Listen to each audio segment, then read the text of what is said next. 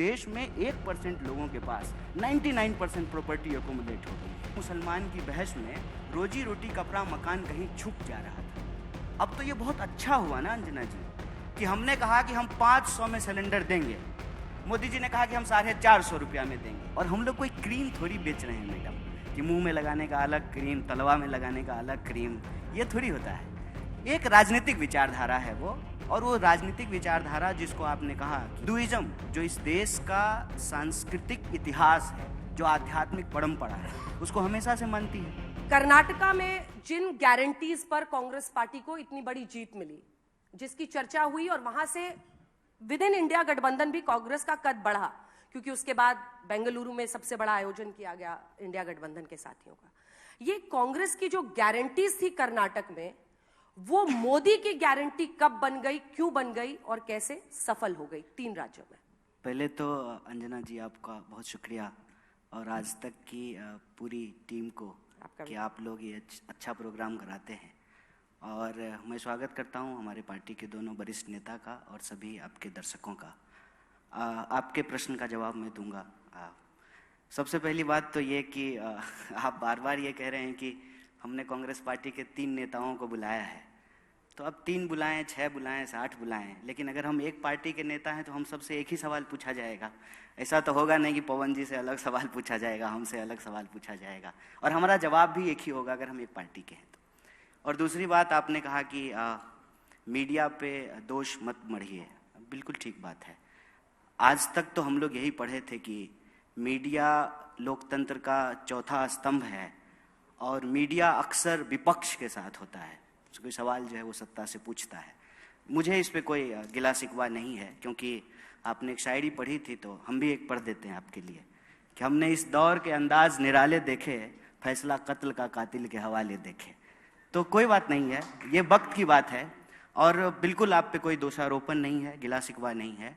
और आपने कहा कि कांग्रेस पार्टी हार गए, आप बीच में ये भी कहा आपने कि राहुल गांधी हार गए। कांग्रेस पार्टी हारे, राहुल गांधी हारे, ये 2 अलग अलग चीज नहीं है, ये एक ही बात है। पार्टी की जीत में राहुल जी की जीत है, और पार्टी के हार में राहुल जी की हार है। राहुल जी की जीत से जो है पार्टी की जीत जुड़ी हुई है, ये अलग अलग चीज नहीं है। और इस बात में कोई दो राय नहीं है कि संख्या बल के हिसाब से हम देखें तो परिणाम जो है हमारे पक्ष में नहीं है। और आपने बिल्कुल सही आंकड़ा दिया है कि जो हिंदी पट्टी है उसके ज़्यादातर राज्यों में बीजेपी की सरकार है, बिल्कुल ठीक बात है, फैक्ट है। सवाल ये है कि इस देश में भारतीय राष्ट्रीय कांग्रेस एक पार्टी है जो कई सालों तक सत्ता में थी, सरकार में थी। उससे पहले जो है आज़ादी के आंदोलन में हिस्सा ली, देश को आज़ादी दिलाई, और अभी विपक्ष में है। ये एक स्वाभाविक प्रक्रिया है, जो खेलता है तो कोई हारता है, कोई जीतता है, इसमें कोई दुर्भावना वाली बात नहीं है। लेकिन मैं आपको इन सब चीज़ों के अलावे विशेष रूप से इस बात का धन्यवाद देना चाहता हूं कि आप गारंटी शब्द लेकर के आए। और जो प्रश्न आप हमारे दोनों वरिष्ठ नेताओं से पूछ रहे थे, और पवन जी को बोलने का हमसे ज़्यादा बिल्कुल हक है, क्योंकि वो हमारे मीडिया चेयरपर्सन हैं, मीडिया डिपार्टमेंट को हेड करते हैं, तो स्वाभाविक रूप से उनको ज़्यादा बोलना चाहिए। लेकिन हम आए हैं यहाँ पे इनके साथ इसलिए कि हमारे पास आज इस देश को देने के लिए एक अल्टरनेटिव है, एक मॉडल है। और आपने चाहे मतलब ट्रोल करने के लिए ही सही या आरोप लगाने के लिए सही, आपने एक बड़ी अच्छी शब्द का इस्तेमाल किया कि कांग्रेस पार्टी की गारंटी की वजह से कर्नाटका में हमको जीत मिली। तो वो जो गारंटी थी वो मोदी जी की गारंटी कैसे बन गई? और मेरा ये मानना है कि कांग्रेस पार्टी ने इस देश में एक टेम्पलेट सेट किया है। टेम्पलेट ये सेट किया है कि इस देश में सरकार और जनता के बीच में एक संबंध है। संबंध ये है कि जनता सरकार को टैक्स देती है, और सरकार बदले में जनता को सुरक्षा, उसके जो है रोजी रोटी, कपड़ा मकान, इन तमाम चीज़ों को मुहैया कराती है, व्यवस्था कराती है। धीरे धीरे ऐसा माहौल बनने लगा था देश में कि हम लोग टैक्स तो दे रहे हैं, लेकिन सरकार क्या देगी ये तय नहीं हो पा रहा था। और मुझे बड़ी इस बात की खुशी है कि जीत किसी की हुई हो, मुख्यमंत्री कोई बना हो, लेकिन एक बात हम सबको मुक्त कंठ से स्वीकार करना चाहिए कि एक बार फिर से लोक कल्याण, वेलफेयरिज्म इस देश की राजनीति के केंद्र में आया है। पहले क्या था ना कि दिन भर हिंदू मुसलमान की बहस में रोजी रोटी कपड़ा मकान कहीं छुप जा रहा था। अब तो ये बहुत अच्छा हुआ ना अंजना जी कि हमने कहा कि हम 500 में सिलेंडर देंगे, मोदी जी ने कहा कि हम 450 रुपया में देंगे। तो अब विपक्ष की तरह जो है हमारे पास ये काम है कि कल को हम सिलेंडर लेकर के दिल्ली की सड़कों पे जाएं और मोदी जी से पूछें कि आप चुनाव के वक्त बोले थे कि हम 450 में सिलेंडर देंगे, तो कब दीजिएगा। ये है देश को आगे ले जाने वाली बात, ये है सकारात्मक राजनीति कि अगर हम इस देश में एक टेम्पलेट सेट कर रहे हैं कि हम बोल रहे हैं कि अगर इस देश में एमपी को, यहां हमारे मेंबर ऑफ पार्लियामेंट बैठे हुए हैं, अगर उनको पेंशन मिल सकता है तो इस देश में कांस्टेबल को कहीं नहीं क्यों नहीं मिल सकता है, टीचर को क्यों नहीं मिल सकता है, जो सरकारी नौकरियां करते हैं उनको क्यों नहीं मिल सकता है। अब ये टेम्पलेट सेट हो रहा है कि हम कह रहे हैं कि अगर आप इस देश के बड़े कॉर्पोरेट का कर्जा माफ कर सकते हैं, 10,60,000 करोड़ रुपया आपने माफ किया है, और आपने किसान निधि के तहत 2,60,000 रुपया किसानों को दिया है, तो ये बेईमानी क्यों? देश के मुट्ठी भर जो है उद्योगपतियों को, व्यापारियों को आप 10,60,000 करोड़ रुपया दे रहे हैं और देश के किसानों को मात्र 2,60,000 करोड़। तो मेरा मानना है कि जीत किसी की भी हो, अल्टीमेटली इस चुनाव में और इस चुनाव के बहस में एक एजेंडे की जीत हुई है। और ये वो एजेंडा किसका है? वो एजेंडा है सरकार के तौर पे आपकी जिम्मेवारी क्या है, जनता के तौर पे किसकी भागीदारी हो रही है और किसकी भागीदारी नहीं हो रही है। महिलाओं को चाहे डायरेक्ट कैश ट्रांसफर हो, उनका खाता खुलना हो, सबको पक्का मकान दिलाना हो, 5 किलो अनाज हो, तो ये तो पुराने नेता हैं कांग्रेस के, आपको बताएंगे। इसमें से कोई ऐसी योजना नहीं है जिसकी नींव कांग्रेस पार्टी के द्वारा नहीं रखी गई। इंदिरा आवास योजना के तहत गरीबों का पक्का मकान बनाया जाता था, पीडीएस सिस्टम के तहत जो है गरीबों को जो है अनाज दिया जाता था, और डायरेक्ट कैश ट्रांसफर करने के लिए इस देश में आधार की योजना लाई गई। पहली बार ऐसा हुआ कि बायलैटरल एंट्री से कांग्रेस पार्टी एक ब्यूरोक्रेसी का सिस्टम लेके आई कि हम आधार कार्ड बनवाएंगे, सबका खाता खुलवाएंगे और डायरेक्ट कैश ट्रांसफर करेंगे। और मैं आपको याद दिला दूं कि 2019 में कांग्रेस पार्टी का जो एजेंडा था उसमें राहुल जी ने बार बार एक योजना की बात की थी, उन्होंने न्याय की बात की थी कि पूरी दुनिया में जब यूनिवर्सल इनकम की बात हो रही है, अगर हम ये कह रहे हैं कि दुनिया में भारत जो है फास्टेस्ट ग्रोइंग इकोनॉमी है, 5 ट्रिलियन की इकोनॉमी हम बन जाएंगे, तो फिर हमको ये देखना पड़ेगा कि धन का बंटवारा क्या है। जैसे अगर हम ये देखेंगे ना, अगर हम आज तक चला रहे हैं मान लीजिए, या ललन टॉप चला रहे हैं, तो अंजना जी को कितना सैलरी मिल रहा है, और अंजना जी का दफ्तर साफ करने वाला जो स्वीपर है उसको कितनी सैलरी मिल रहा है। एक अंजना जी की सैलरी में कितने ड्राइवरों को सैलरी मिल सकता है। ये जो धन का बंटवारा है ये देखना पड़ेगा, क्योंकि आंकड़ा ये कहता है कि इस देश में 1% लोगों के पास 99% प्रॉपर्टी एक्युमुलेट हो गई है। तो 99% जो लोग हैं उनके पास जो है दोबारा रोजी के लिए, रोजगार के लिए, शिक्षा के लिए, कपड़े के लिए, उनके बच्चों के जो है भविष्य के लिए सरकार क्या उपलब्ध कराएगी। और मैं बहुत खुश हूं इस बात से, चुनावी परिणाम जो भी हो, कि एजेंडा कांग्रेस पार्टी का जीता है। और आप जान लीजिए कि जाति जनगणना का प्रश्न जो कांग्रेस पार्टी उठाई, उसमें किसी जाति को किसी जाति से लड़ाने का सवाल नहीं है, सबकी भागीदारी सुनिश्चित करने का सवाल है। आपका छीन करके किसी को नहीं दे देना है, लेकिन जिसको नहीं मिल पा रहा है वेल्थ का रीडिस्ट्रीब्यूशन कैसे करेंगे, ये सारे एजेंडे राजनीति में आए हैं। देश के नौजवान इस पे बात कर रहे हैं, और विपक्ष ने जो यह सवाल उठाया, जो गारंटी की बात की, फ्री बिजली देंगे, महिलाओं को फ्री बस यात्रा कराएंगे, 500 रुपये में सिलेंडर देंगे, डायरेक्ट कैश ट्रांसफर करेंगे, किसानों का कर्जा माफ करेंगे, जो लोन लेकर के स्टूडेंट पढ़े हैं उनका लोन कम करेंगे, रोजगार की गारंटी करेंगे, यूनिवर्सल इनकम के आधार पर न्याय योजना लेकर के आएंगे। इन सवालों से ये हुआ है कि मोदी जी को भी राजस्थान में कन्हैया लाल करते करते ये कहना पड़ा कि हम 450 में सिलेंडर देंगे। और जब एक बार मोदी जी ने कह दिया तो जो सवाल पूछ रहे थे प्रमोद जी, वो सवाल अब हम भी पूछ सकते हैं फिर से कि आपने तो कहा था कि हम 15 लाख आपके खाते में पहुंचाएंगे, हर साल 2 करोड़ नौकरी देंगे, आपने कहा था कि 2022 तक पक्का मकान बना देंगे, बुलेट ट्रेन कब चलेगा।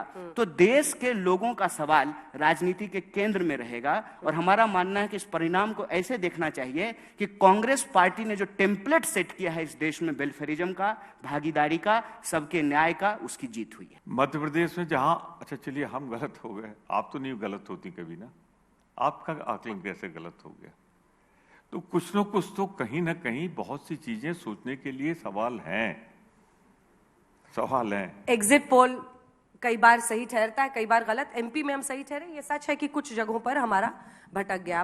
फिर से एक बार हेलमेट लगाए हुए और पैड्स के साथ आज जो पवन जी एकदम आवेश में है, पवन जी के पास चलते हैं फिर से।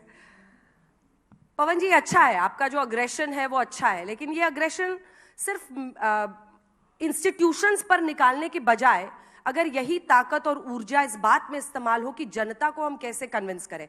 ये प्रश्न इसलिए क्योंकि आप एजेंसीज का मुद्दा बार बार उठाते हैं। उसी दौरान वैभव गहलोत रिजॉर्ट वाला इशू जिसमें यहां पर रेड्स हो रही थी, और वहां पर महादेव ऐप पर छत्तीसगढ़ में कमलनाथ जी पर ऐसा कुछ एमपी में स्पेसिफिक नहीं था, लेकिन बावजूद इसके इन राज्यों में उनकी जीत होती है। अब पीएम ने मनी हाइस्ट करके धीरज साहू के जरिए टारगेट किया है कि अगर हवा हवाई है तो ये नोट गिनने वाली मशीनें गर्म हो रही हैं भाई। 353 करोड़ और 3 किलो सोना। एक मिनट मैं आपका जवाब दे दूं इस पे, अगर आप इजाजत दें तो। आप जरूर दीजिए, पवन जी के भी। तो जब मशीनें गर्म हो जाएं तो जरा ठंडी तस्वीरें भी देख लिया कीजिए। आप ही ने दिखाया था, आप ही के चैनल पे मैंने देखा था कि किसी नेशनल पार्टी का राष्ट्रीय अध्यक्ष नोट गिनता हुआ कैमरे पे पकड़ा गया है, तो भारतीय जनता पार्टी का नाम ले लूं, बंगारू लक्ष्मण। इस पर वो कहते हैं कि हमने उसके बाद से उनका करियर खत्म ही हो गया, उनको हटा दिया गया। बात तो होगी ना, करियर हो सकता है जिनके यहाँ मिली उनका भी खत्म हो जाए। सवाल ये है कि वो एक सांसद थे, उनका अपना बिजनेस था, उनको जवाब देना है। पर मैं आगे एक बात बढ़ के पूछ रहा हूँ, ये भी इत्तेफाक था कि एक सांसद के यहाँ निकला तो इतना हंगामा है, वो जवाब दें। कांग्रेस पार्टी ने कहा आप जवाब दीजिए। पर एक बात पूछूं, वो जुदेव जी का भी मैंने आप ही के चैनल पे देखा था। पैसा खुदा तो नहीं, पैसा खुदा तो नहीं, खुदा से कम तो नहीं। तो क्या राजनीति सब कुछ इसी पे डिसाइड होगी? वो जवाब दें, बात होगी। पर यही लोग जो इनकी मशीनें गर्म हुई हैं ना, चली जाएं बड़े लोगों के यहाँ तो मशीन तो छोड़ दीजिए, बुलडोजर भी लगा दीजिएगा तो पैसे नहीं गिन पाइएगा। पवन जी, नोटबंदी के बाद कौन सा कोऑपरेटिव बैंक था अहमदाबाद का जिसमें सबसे ज्यादा नोट बदले गए? किसका था वो? कौन उसका डायरेक्टर था? मैं नाम लूंगा तो शायद आपको एडवर्टाइजमेंट्स मिलनी बंद हो जाएंगी। महेश शाह 14,000 करोड़ जिसने ब्लैक मनी डिस्क्लोज किया, वो लापता हो गए। वो कौन थे? किसके नजदीक थे? प्रधानमंत्री को आजकल उन्होंने शायद कोई नया आदमी रखा है जो ट्विटर देखता है उनका, उसके साथ थोड़ी बैठक करनी चाहिए उनको शायद पता ही नहीं वो क्या ट्वीट कर रहे हैं। आप बार बार कह रही हैं कि साहब चुनाव हार गए, आप जनता तक मैसेज नहीं ले जा पा रहे। मैं आपसे एक सवाल पूछता हूं अंजना जी, सवाल तो वैसे आप पूछती हैं लेकिन मैं भी एक पूछूंगा आपसे। आज से 2 महीने पहले आपने कितने कार्यक्रम किए? महिला आरक्षण, प्रधानमंत्री तो सबसे महान मसीहा हैं महिलाओं के, 3 राज्यों में मुख्यमंत्री बने। अरे अपनी पार्टी में कोई महिला नहीं मिली होंगी, अंजना जी को ही बना देते। वसुंधरा राजे का में क्या कमी थी? उन्हें नहीं बनाएंगे। कांग्रेस पार्टी ने तो 3 राज्यों में महिला मुख्यमंत्री दिए हैं। नहीं, हमारी तो अभी जीते ही नहीं, आप ही कह रहे हैं। आप कोई नहीं, सुप्रिया श्रीनेत को बना देते आप। नहीं, हमारी तो कितनी महिलाएं कैसे बनाते बताइए? हार रहे फिर भी बना लेते। अभी नहीं हुआ, वो वक्त आएगा। अगर मोदी जी ऐसे ही चलते रहे तो वो वक्त भी आएगा कि भाजपा हार जाए फिर भी मुख्यमंत्री बना देगी। अभी वो वक्त नहीं आया। ये वाली कॉमेडी सही बैठी नहीं। मुझे एक बात बताइए, मुझे एक बात बताइए, शीला दीक्षित यहां 3 टर्म्स थी मुख्यमंत्री, पहली प्रधानमंत्री इस देश की महिला किसने दी? मोदी जी कम से कम महिला आरक्षण का इतना बड़ा झुंझुना आप सबके हाथ में पकड़ाकर, अब मौका आया था तो वसुंधरा जी को घर पे बैठा दिया। आप लोग भी कमाल के हैं। एग्जिट पोल के दिन तो नड्डा जी का चेहरा दिखा रहे थे जब बीजेपी हार रही है, जब सही नतीजे आने लगे तो मोदी जी का चेहरा फिर से सामने आ गया। अरे साहब, आप लोग भी तो इस नशे से बाहर आइए, फिर देखिए देश कैसे रिस्पॉन्ड करता है हमारे में। मैं बार बार ये दोहराता हूं, हम आपके बगैर अधूरे हैं, मोदी जी भी आपके बगैर अधूरे हैं, ये मैं मानता हूं। नशे में आप हैं सर। हम क्या नशे में? हमारा तो नशा आप लोग सब रोज उतारते हो। आप संस्थानों पर उंगली उठाते रहेंगे। सब संस्थानों पर ही हमला हो रहा है अंजना जी। जब हमला संस्थानों पर हो रहा है, जब मीडिया की निष्पक्षता पर हमला हो रहा है, तो हम क्या सवाल भी नहीं उठाएं?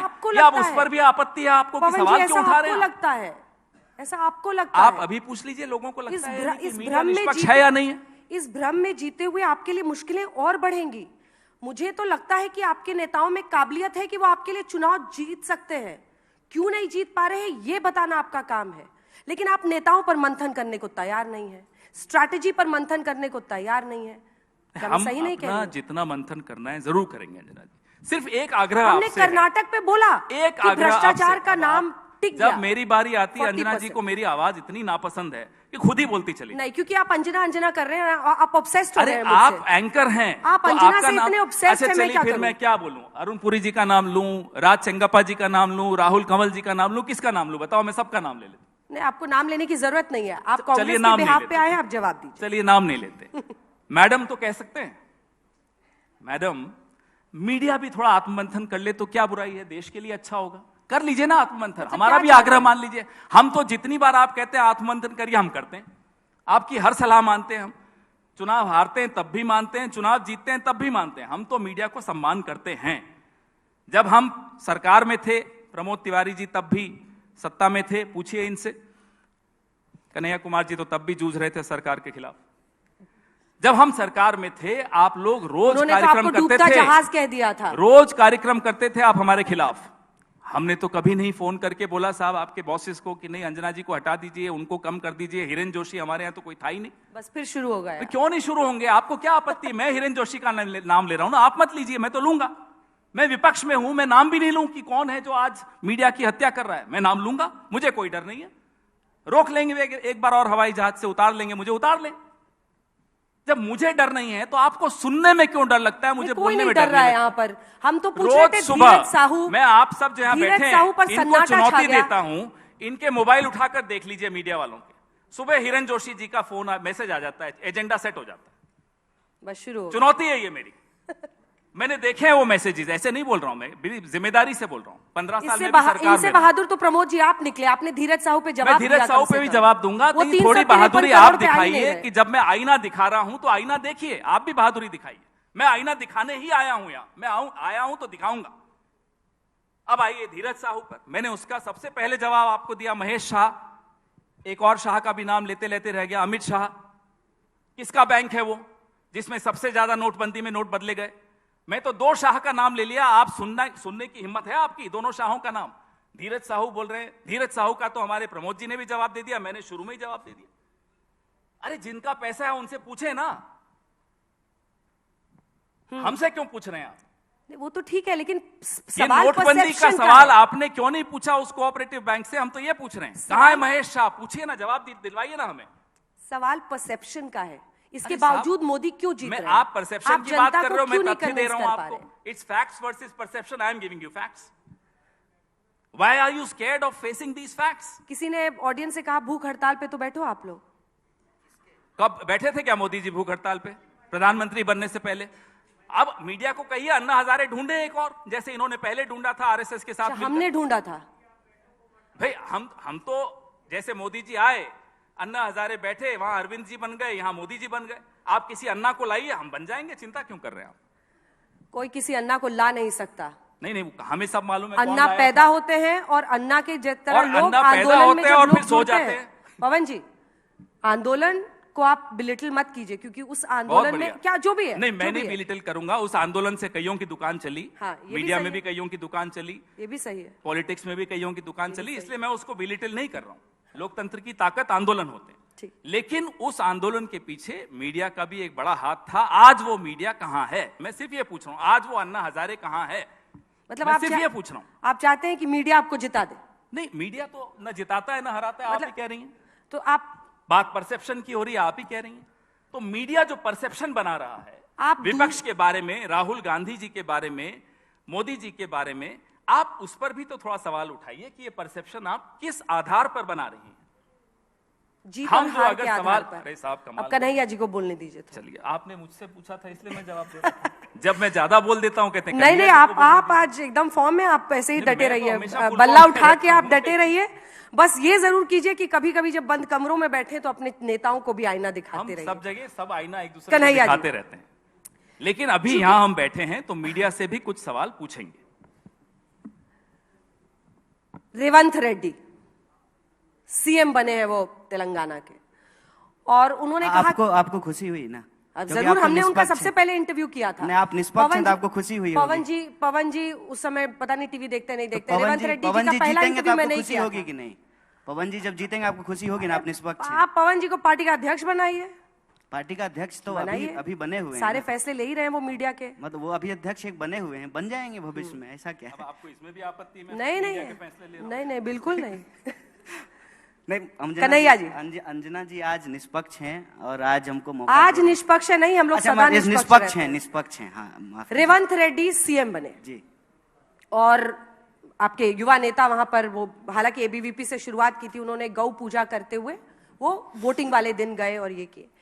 कांग्रेस के जो रीजनल लीडर्स हैं वो सॉफ्ट हिंदुत्व को अपना रहे हैं, क्योंकि बीजेपी हिंदुत्व, राष्ट्रवाद और अब तमाम जितनी भी स्कीम्स हैं, चाहे वो लाडली बहना स्कीम हो, 450 में सिलेंडर हो, ये तीनों को मिलाकर जनता के बीच में पहुंच रही है। तो आपके क्षेत्रीय नेता सॉफ्ट हिंदुत्व को, चाहे वहां पर हनुमान जी का मंदिर बनाना हो कमलनाथ जी का, या फिर एक यात्रा हनुमान जी के लिए निकालनी हो, या फिर धीरेन्द्र शास्त्री के कदमों में जाकर ये कहना हो कि हिंदू राष्ट्र होना चाहिए, क्या कांग्रेस के लिए भी ये एक बड़ा मैसेजिंग है कि अल्टीमेटली आपको ये कॉकटेल अब इंडिया में बनाना पड़ेगा?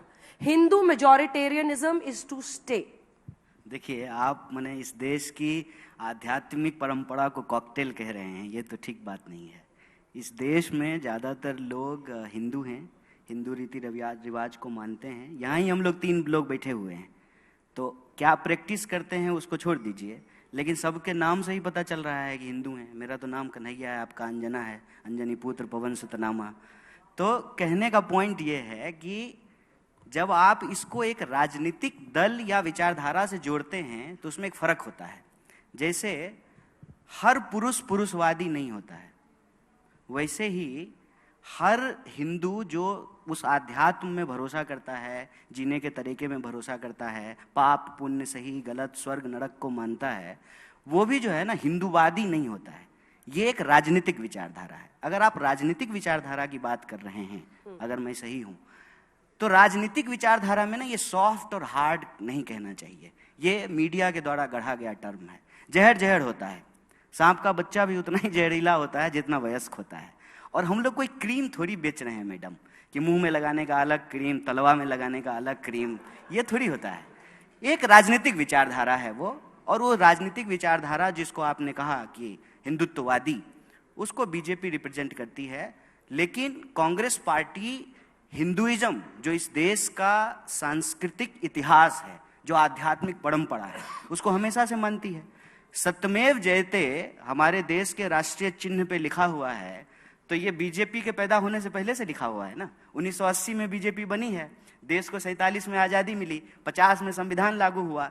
तो जो भी आपको परंपरा दिखती है वो परंपरा तो चली आ रही है, और ये कांग्रेस पार्टी के बनने से भी पहले से चली आ रही है, ये गांधी जी के पहले से भी चली आ रही है। तो देश के 5000 साल के इतिहास को इस तरीके से हमको ना तू मैं की बहस में जो है रिड्यूस नहीं करना चाहिए। और कांग्रेस पार्टी ने कभी भी इस देश में किसी भी धर्म को कमतर करके नहीं आंका है। सर्वधर्म समभाव जो गांधीवादी चिंतन है उसको रिप्रेजेंट किया है। रघुपति राघव राजा राम, पतित पावन सीताराम, ईश्वर अल्लाह तेरो नाम, सबको सन्मति दे भगवान। हम सुखी, संसार सुखी तो हम सुखी। ये भारतीय चिंतन परंपरा है। मेरे ख्याल से उसको कॉकटेल आपको नहीं कहना चाहिए, ये शब्द नहीं कहना चाहिए आपको। और राजनीतिक जीत के लिए हम कहते हैं कि रणनीति जब हम बना रहे हों तो एक बात का खास ध्यान रखना चाहिए कि कीचड़ से कीचड़ को नहीं साफ किया जाता है। भाजपा को हराने के लिए हमको भाजपा जैसा हो जाने का जरूरत नहीं है।